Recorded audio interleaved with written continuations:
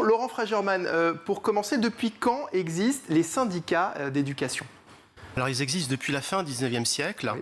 Au départ, c'était des associations professionnelles, c'est-à-dire que leur but était de créer du lien entre enseignants et également de les représenter, mais dans un souci de collaboration avec l'administration.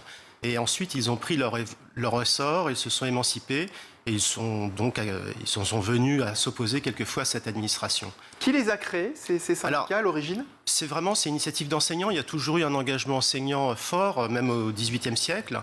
Donc ça, c'était assez logique que les enseignants créent des organisations, mais tous les fonctionnaires ont suivi ce processus. Ce qui explique d'ailleurs, cette genèse explique qu'il y ait une sursyndicalisation enseignante encore aujourd'hui. Donc, sous la Troisième République, le ministère n'était pas hostile aux amicales, on appelait ça comme ça, les amicales d'enseignants, mais par la suite, dès qu'elles ont commencé à être un peu revendicatives, il y a eu une répression assez forte. Quelles étaient les revendications au XVIIIe siècle? Alors, là, plutôt fin 19e, c'était des revendications qu'on retrouve encore aujourd'hui, c'est-à-dire des enseignants sont mal payés par rapport à leur qualification. Ça, c'est quelque chose qui n'a pas changé, même s'il y a des évolutions selon les périodes.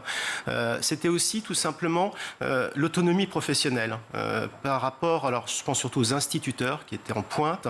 L'instituteur de village ne voulait plus être dépendant du curé du village ou de l'élu local. Donc il y a eu cette revendication d'avoir un rôle, que ça soit géré nationalement pour ne plus être dépendant des autorités locales. Des autorités locales et religieuses.